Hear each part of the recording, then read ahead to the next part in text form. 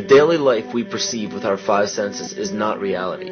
Quantum physics has shown that space and time are illusions of perception. Therefore, our bodies cannot truly be a reality if they occupy this space. Ernest Rutherford performed an experiment in Manchester that revealed to him the shape of the interior of an atom. Scientists were shocked to discover that the atom is almost entirely empty space. The question then became, how could this empty atom possibly make the solid world around us? Our true consciousness does not exist in our brains or in our bodies. But this illusion of our individual bodies, along with the misinformation of our true origins, has manifested the idea that we all think independently from one another. With this misunderstanding, it would seem impossible to scientifically explain telepathy, clairvoyance, spiritual mediums, and other phenomena dealing with transferring information between sources without physical means of communication. But when you understand that there is a common spiritual bond between all things in the universe, and that we are all part of one divine intelligence, no phenomena is unexplainable.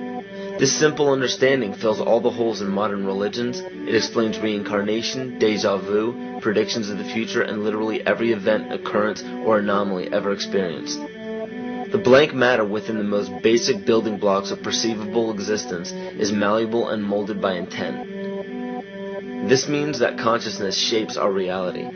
This seems difficult to accept for most, and it is quite understandable. In modern times, we are taught from an early age how to think rationally and tangibly. This is a very left-brain method of education, and it has more harmful effects than it's given credit for. The left brain deals with logic, details, facts, patterns, practicality, science, and math, as the right brain deals with feeling, intuition, symbols, images, risk-taking, philosophy, and religion. With a deliberate push for government-controlled educational curriculums, generation after generation of the youth are being taught to focus only on the facts, figures, and numbers. Repetition is used to train children subconsciously to accept what they're learning. Children aren't rewarded for questioning the validity of the information they receive. They are ridiculed. However, the children who blindly accept the information as true and merely regurgitate the information on command when it is time to take a test, those children go on to become the decision makers in our government, law, medicine, business, and every other occupation with power and prestige. The most detrimental effect of being pushed away from holistic thinking with the full brain into a strictly left brain thought is what is known as the suppression of the feminine. Every male and female have both feminine and masculine qualities. It has nothing to do with man or woman. These are represented by the left and right brain, yin and yang, black and white, light and dark, and most every other duality. Both are vital to our spiritual and physical health. In ancient Egypt, the female was the rightful heir to the throne. The male she chose to marry became pharaoh. This depicted the goddess tradition that has been destroyed to make way for a patriarchal, male-dominated society we see enforced in every major denomination. In suppressing the feminine of every society and pushing the people to strictly left-brain thinking, the natural ability for humanity to feel earthly, cosmic, and personal energy became lost. Traditions that were passed on through shamans, witch doctors, magicians, psychics, and seers of all kind became outlawed and ridiculed and given a stigma of something out of a Hollywood movie. Every religion explains that we are children of God and have godliness inside of us. If you erase the anthropomorphized God and understand that God is nothing more than the spiritual web that connects all things, all religious scriptures begin to make much more sense. Our bodies are merely vessels to contain our spirit, to gather experience for the divine mind. This is how evolution is possible. It is scientifically proven that all species are evolving into more complex beings. Innate knowledge or racial memory within all species is the understanding of newborns of all kinds to automatically know specific details and traits that the mother does not have to teach them. Therefore, innate knowledge helps every species naturally evolve towards more complex organisms.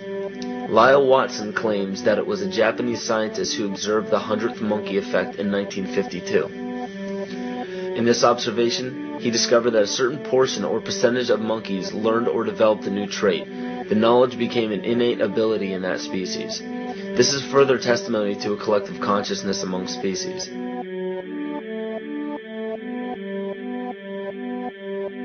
Everything in existence has a natural vibration to it, from our atoms all the way to the vastness of the universe. To show a simple connection between the earth and our bodies, take a look at our body's harmonic focal points, better known as our chakras. Just as there are harmonic focal points on the guitar string, there are locations within our body where our vibrations culminate. In Eastern philosophies, these 7 chakras are used to bring health and balance to the physical and spiritual body. Our Earth also has 7 chakra points at equally distant locations from one another. There is 1 chakra point on each continent. The root chakra is in Mount Shasta, California. The sexual chakra is in the Isle of Sun, Lake Titicaca in South America. The solar plexus chakra is in Uluru Kata Juta in Australia. The heart chakra is in Glastonbury or Shaftesbury, England. The throat chakra is where the Great Pyramids of Giza in Egypt are. The heart chakra is at Kuhe Malak Sia in Iran. And the crown chakra is at Mount Kailas in Tibet. Scientifically, this is explained because at the core of our Earth, there is a molten iron crystal that resonates at approximately 7 Hertz. There are energy vortexes all over the Earth where electromagnetic energy emanates. There are also several vile vortices surrounding the equator where strange anomalies occur, such as radio and compass malfunctions, as well as plane and ship disappearances. You may have heard of a few of these. So the intangible parts of our existence, such as emotions, are part of the true reality of higher consciousness. If emotions are part of a realm that we cannot experience with our 5 senses, then how is it that we are all aware of our emotions? What most people believe to be emotions are not truly the emotion itself. What we are experiencing is the physical manifestation of these emotions. Anger causes disturbance in the psyche, which manifests itself in the ego. These manifestations cause the heart rate to increase, body temperature to rise, and spawn many other physical traits that signify anger. Just as music from the radio is a physical manifestation of an intangible signal, our experience of emotion is the physical manifestation of an intangible signal as well. It has been shown that our emotions have a vibratory frequency to them. Furthermore, there are only 2 emotions that humankind experiences: fear and love. All other emotions branch either directly or indirectly from these 2 emotions. Fear has a long and slow frequency vibration to it, while love has a very rapid and high frequency. To show that vibration is the very foundation of existence, Hans Jene developed what is known as cymatics in the 1940s to show that when vibrations of sound are passed through a form of media, there is a set pattern that will follow. When the frequency increases, the media develops into a more complex pattern. This is precisely what is happening to our Earth and to humanity. There are 64 possible codes of amino acids in our DNA structure made from 4 elements: carbon, oxygen, hydrogen, and nitrogen. By any means of logic, we should have all 64 codes activated within our DNA structure. Yet we presently only have 20 active codes. And of these 64 possibilities, it appears that only 20 of these codes are turned on right now for us, the 20 amino acids. There is a switch that turns off and turns on where those coding sites lie, and that the switch for that turning off and turning on is what we call emotion. And this is the first time that we've ever seen the patterns of emotion directly physically linked to human genetic material. Well, fear is a long, slow wave of emotion. So this wave of fear is a long, slow wave and touches relatively few sites on this DNA. So an individual living in fear is limited to the number of antennae that they have available to them, whereas an individual living in the pattern of love, this is love. In DNA, you can see it's a higher frequency, shorter wavelength. We have many more potential sites for coding along that genetic pattern. This information, this is amazing. This is the first time we've ever had a hard digital link between emotion and genetics. This is important to understand because another researcher named Vladimir Popanov measured tiny particles of light called photons inside a vacuum tube. The photons were scattered as expected.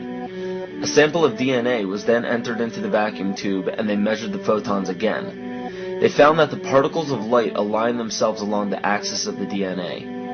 Then, as they removed the DNA sample, the photons remained aligned to the same form of the DNA, even though no DNA was present. This is what is known as the phantom DNA experiment. Science has now bridged a very important gap between physical and ethereal, or spiritual. Our emotions directly affect the structure of our DNA, which directly shapes the physical world we experience every day. So the messages left by the ancients that we've explained here were more than just prophecies about a one-world government or a new world order.